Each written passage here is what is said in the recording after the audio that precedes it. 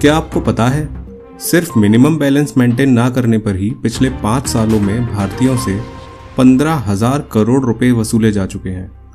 और सबसे शॉकिंग बात यह है कि यह पैसा चोरी नहीं हुआ है, आपने खुद दिया है अपने ही बैंक को।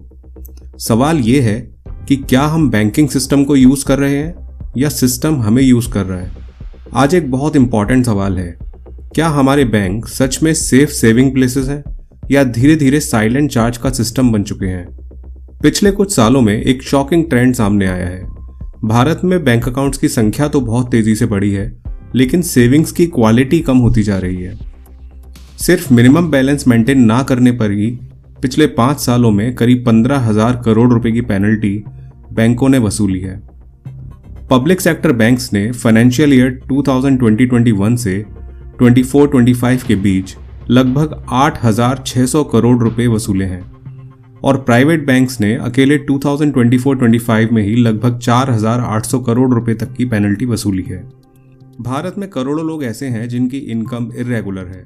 Daily wagers, farmers, gig workers.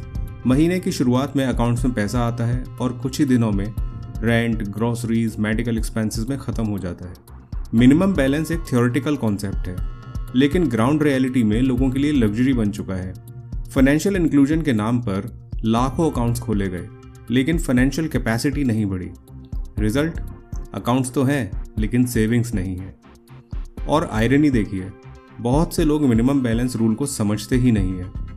Average monthly balance क्या होता है, पेनल्टी कैसे लगती है, ये बेसिक अवेयरनेस भी लोगों में मिसिंग है। ऊपर से hidden charges, SMS fees, debit card charges, ATM limits धीरे धीरे बैलेंस को खा जाते हैं। फिर लगती है पेनल्टी और अकाउंट नेगेटिव साइकिल में फंस जाता है। एक तरह से ये एक साइलेंट इरोजन है जो पैसा धीरे धीरे गायब करता है बिना किसी लाउड वार्निंग के। अब सवाल उठता है, क्या बैंक की मजबूरी है या स्ट्रेटजी।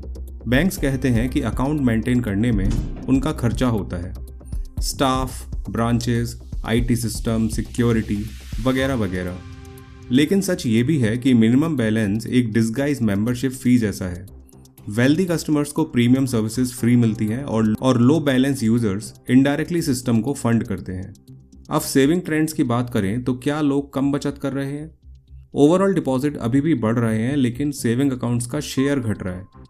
लोग पैसा सेविंग अकाउंट्स में आइडल रखने की बजाय फिक्स डिपॉजिट, म्यूचुअल फंड और स्टॉक्स में शिफ्ट कर रहे हैं। रीजन सिंपल है, सेविंग अकाउंट्स में मिलने वाला इंटरेस्ट 2.5 से 4% तक है, जबकि इन्फ्लेशन अक्सर इससे ज़्यादा होती है। यानी रियल टर्म्स में सेविंग अकाउंट्स में पैसा रखने का मतलब है वेल्थ इरोजन। इंडिया एक ट्रांजिशन फेज में है, ओल्ड बैंकिंग मॉडल और न्यू मॉडल के बीच। लेकिन इस ट्रांजिशन का बर्डन सबसे ज़्यादा मिडिल क्लास और लोअर इनकम यूजर्स उठा रहे हैं। जिनके पास फाइनेंशियल लिटरेसी कम है, वही पेनल्टीज और लो रिटर्न के ट्रैप में फंसते हैं। इस पूरी कहानी का अनकंफर्टेबल ट्रुथ ये है, अकाउंट्स खोलना आसान हुआ है, वेल्थ बनाना मुश्किल। मिनिमम बैलेंस रूल, लो सेविंग इंटरेस्ट, हिडन चार्जेस, ये सब मिलकर एक साइलेंट स्क्वीज क्रिएट करते हैं जो धीरे धीरे सेविंग कल्चर को कमज़ोर करता है। अब सवाल आपके लिए, क्या बैंक्स को मिनिमम बैलेंस पेनल्टीज पूरी तरह ख़त्म कर देनी चाहिए? क्या सेविंग अकाउंट्स को फिर से रिवॉर्डिंग बनाना चाहिए? या फिर फ्यूचर कंप्लीटली इन्वेस्टमेंट ड्रिवन होने वाला है, जहां सेविंग अकाउंट सिर्फ पेमेंट वॉलेट बनकर रह जाएगा? कमेंट में ज़रूर बताइए, क्योंकि ये डिबेट सिर्फ बैंकिंग की नहीं, भारत की फाइनेंशियल फ्यूचर की है।